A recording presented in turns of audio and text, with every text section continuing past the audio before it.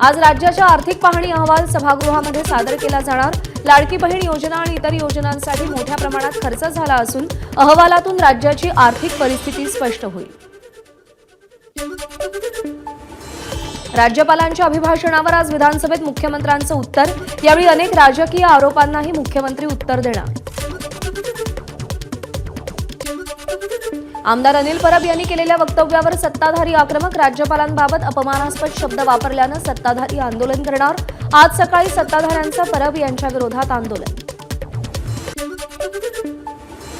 महिलांच्या सशक्तीकरणासाठी आज विधिमंडळात विशेष प्रस्ताव मांडणार। नीलम गोऱ्हेंची घोषणा। विशेष सत्रामध्ये महिलांसाठी राबवलेल्या योजनांचाही आढावा घेतला जाईल। नीलम गोऱ्हेंची माहिती। शेतकऱ्यांना आकारी पडीक जमिनी परत मिळणार। हा कायदा दुरुस्ती विधेयक सादर। 1093 प्रकरणं निकालात निघणार। महसूल मंत्री चंद्रशेखर बावनकुळे यांचं आश्वासन। शनिवार 8 मार्च रोजी विधिमंडळाचं कामकाज नाही। या अगोदर 8 मार्च रोजी महिला दिनानिमित्त बैठक घेण्याचा निर्णय घेतला होता। समिती वाटपावरून शिंदेंच्या शिवसेनेच्या ज्येष्ठ आमदारांमध्ये नाराजी। 4-5 टर्म निवडून येऊन सुद्धा समितीवरच समाधान मानावं लागत असल्याची आमदारांनी नाराजी व्यक्त केली। विधानामुळे गैरसमज झालाय असं वाटतंय। महाराष्ट्र आणि मुंबईची भाषा मराठी आहे याबद्दल दुमत नाही। स्वादानंतर भैयाजी जोशींकडून सारवासार। इतर राज्यामध्ये अशी विधानं करून भैयाजी जोशींनी सुखरूप परत येऊन दाखवावं, उद्धव ठाकरेंचं आव्हान। सभागृहामध्ये आदित्य ठाकरेंचा मराठीच्या मुद्द्यावर राजकारण करण्याचा केविलवाणा प्रयत्न। महापालिका निवडणुका आल्या की त्याचा प्रयत्न करतात आमदार अमित साटम यांचं वक्तव्य। भैयाजी जोशींनी मराठी भाषेचा अपमान केला नाही। मंत्री नितेश राणेंची प्रतिक्रिया। आदित्य ठाकरेंनी निवडणुकीमध्ये केम छो वरळी बॅनर लावणं हा मराठीचा अपमान नाही का? राणेंचा सवाल। भैयाजी जोशींनी असंच विधान बंगळुरू किंवा चेन्नईत करून दाखवावं, राज ठाकरेंचं थेट आव्हान। भाजप महाराष्ट्राच्या अस्मितेला प्राधान्य देऊन जोशींचा निषेध नोंदवणार का? राज ठाकरेंचा संतप्त सवाल। राज ठाकरे, तुमची मुलं कोणत्या शाळेत शिकली? भैयाजी जोशींच्या विधानावरील वादावर गुणरत्न सदावर्तेंचा सवाल। भाषेची सक्ती करणं मुघली विचारांचं प्रतीक। सदावर्तेंची राज ठाकरेंच्या पोस्टवर टीका। विधान भवन परिसरात जितेंद्र आव्हाडांनी गुजराती बोलत दरेकरांना डिवचलं। आता मराठी बोलायचं नाही तर केमछो बोलायचं। दरेकर दिसताच आव्हाडांनी डिवचलं। मुंबईमध्ये भैयाजी जोशींच्या वक्तव्याचे तीव्र पडसाद उमटले। ठाकरेंच्या शिवसेनेनं आंदोलन करत निषेध व्यक्त केला। घाटकोपरमध्ये भैयाजी जोशींच्या विरोधात मनसेचं आंदोलन। मराठीवरून केलेल्या वक्तव्याचा जोशींच्या प्रतिमेला जोडे मारून निषेध नोंदवला। समाज माध्यमांवरील शेमलेस इरा आणि द न्यू इंडिया अकाउंट विरोधात नागपूरमध्ये राष्ट्रीय स्वयंसेवक संघाच्या स्वयंसेवकांची पोलिसांकडे तक्रार। गोळवलकर गुरुजींनी संभाजी महाराजांच्या विरोधात लिहिल्याचा खोटा दावा या 2 अकाउंट्सवरून केल्याचा आरोप। मंत्री जयकुमार गोरे निर्दोष सुटले नाहीत। गोरेंनी माफी मागितल्यामुळे केस मागे घेतली। तक्रारदार महिलेचा दावा। गोरेंनी जीवे मारण्याची धमकी दिली असल्याचाही तक्रारदार महिलेचा आरोप। अमानुष मारहाण करणाऱ्या सतीश भोसले आणि भाजप आमदार सुरेश धस यांची ऑडिओ क्लिप व्हायरल। सतीश भोसलेला सुरेश धस यांनी वाढदिवसाच्या शुभेच्छा दिल्याचं ऑडिओ क्लिपमध्ये नमूद।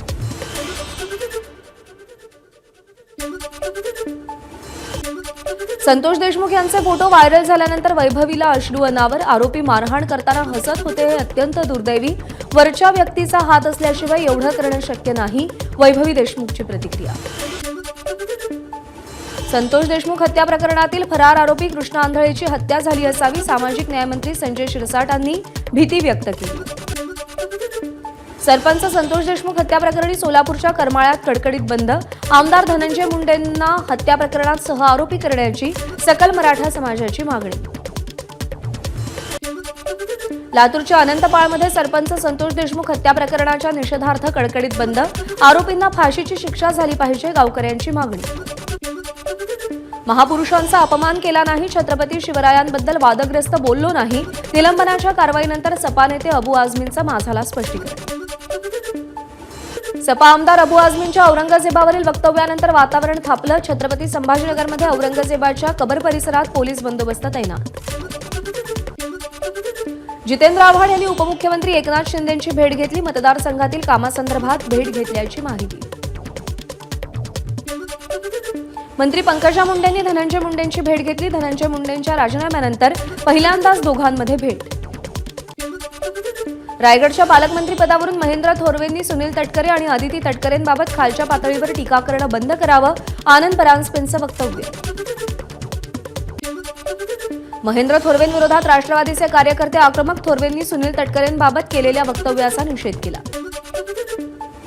वर्ध्यात नगरपालिकेच्या माजी गटनेत्यासह काँग्रेसच्या काही माजी नगरसेवकांनी अजित पवारांच्या राष्ट्रवादीत प्रवेश केला. प्रफुल्ल पटेल यांच्या उपस्थितीमध्ये हा पक्षप्रवेश झाला. धारावी पुनर्वसन प्रकल्पावरून काँग्रेस नेते राहुल गांधींचा धारावीकरांशी संवाद. धारावीच्या लेदर मार्केटमधील उद्योजकांशी राहुल गांधींनी चर्चा केली. राहुल गांधी, प्रियंका गांधी आणि सोनिया गांधी यांच्यासाठी धारावीतील कारागिरांनी खास बॅग बनवली. बॅगवर राहुल गांधी, सोनिया गांधी आणि प्रियंका गांधींचं नाव.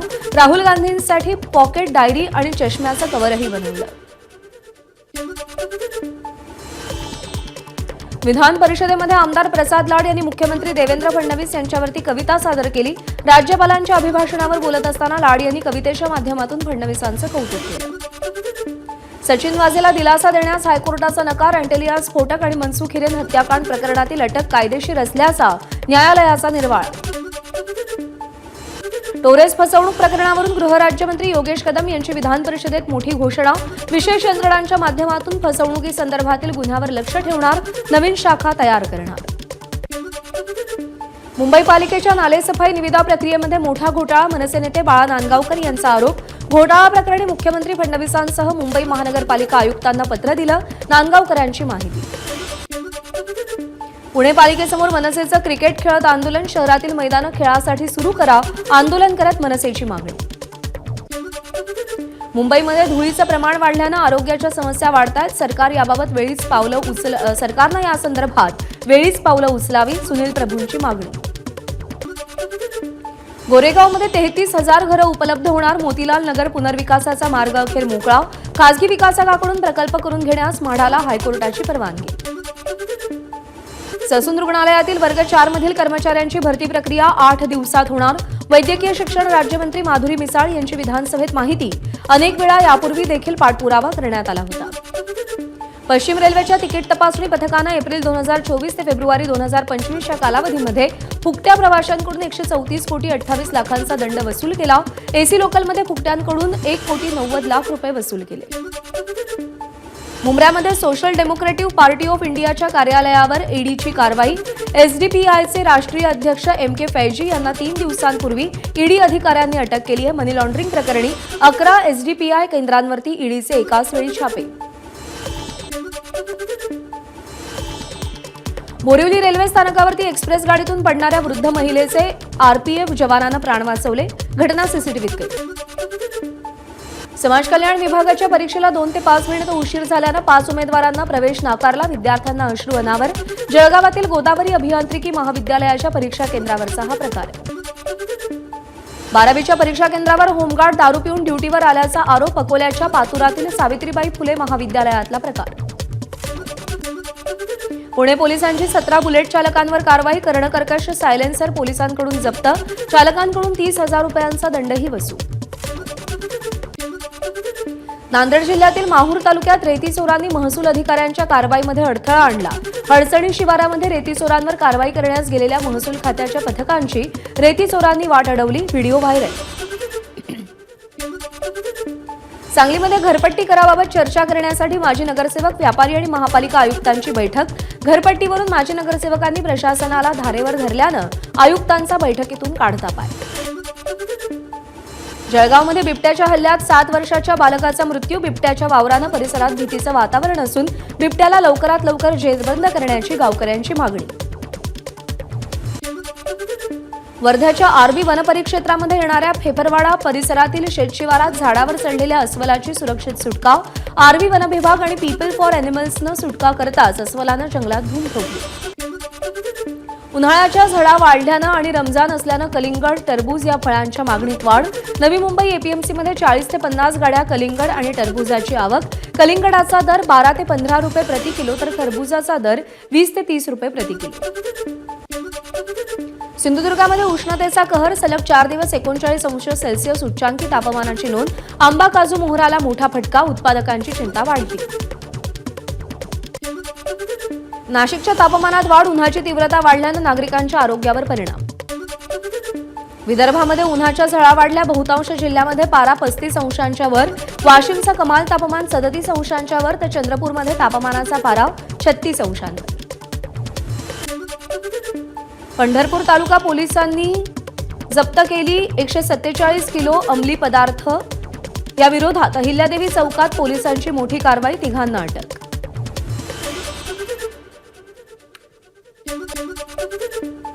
जळगावच्या शिरसोलीमध्ये रायसोनी महाविद्यालयाच्या परिसरात मधमाशांचा शिक्षक आणि विद्यार्थ्यांवर हल्ला. घटनेमध्ये 7 ते 8 जण जखमी असून त्यांच्यावरती रुग्णालयात उपचार सुरू आहेत. घरकुलांचा लाभ घेऊन बांधकाम न करता शासनाची फसवणूक करणाऱ्यांवर धुळे महानगरपालिका गुन्हा दाखल करणार. धुळ्यामध्ये 13 लाभार्थ्यांनी प्रत्येकी 2.5 लाख याप्रमाणे 3,25,00,000ची रक्कम हडप केल्याचा प्रकार समोर. रायगडच्या पोलादपूर तालुक्यात गुरांच्या गोठ्याला आग. 4 गुरांचा मृत्यू. वणव्यामुळे लागलेल्या आगीमध्ये शेतकऱ्यांचं लाखो रुपयांचं नुकसान. नाशिकच्या पंचवटी परिसरात बांधकाम साहित्याच्या शेडला आग. अग्निशमन दलाला आगीवर नियंत्रण मिळवण्यात यश. बार्शी तालुक्यातील वैराग इथं असलेल्या संतनाथ सहकारी साखर कारखान्यामध्ये भीषण आग. आगीमुळे कारखाना परिसरात धुराचे लोट पसरले. कारखाना बंद असल्यानं जीवितहानी टळली. कर्नाटक पॉवर कंपनीचं कोळसा उत्खनन वनविभागाकडून बंद करण्यात आलं. प्रकल्पग्रस्त गावांच्या पुनर्वसनाकडे दुर्लक्ष करणाऱ्या केपीसीएल कंपनीला वनविभागाचा धडका. मुंबई छत्रपती शिवाजी महाराज आंतरराष्ट्रीय विमानतळावरती 2 प्रवाशांकडे 18.92 कोटींचं सोनं सापडलं. दोघंही दुबईहून मुंबईला आले होते. बेल्टमध्ये 21 किलोपेक्षा जास्त सोनं लपवलं होतं. दोघांनाही कस्टम विभागानं अटक केली आहे. छत्रपती शिवाजी महाराज, छत्रपती संभाजी महाराज, महाराणा प्रताप आणि लक्ष्मीबाईंसारखे महान योद्धे असतानाही औरंगजेबाचा गौरव केला जातो हे या देशाचं दुर्दैव. पंडित धीरेंद्र शास्त्री यांचं वक्तव्य. एक्स अकाउंटवरून औरंगजेबाला बुटानं मारल्याचा फोटो शेअर केला. पंतप्रधान नरेंद्र मोदी उत्तराखंडच्या दौऱ्यावर. उत्तरकाशीतील मुखवा इथं गंगामातेच्या मंदिरात जाऊन पूजा केली. पंतप्रधानांनी येथील व्ह्यू पॉइंटवरून हर्षिल व्हॅलीही पाहिली.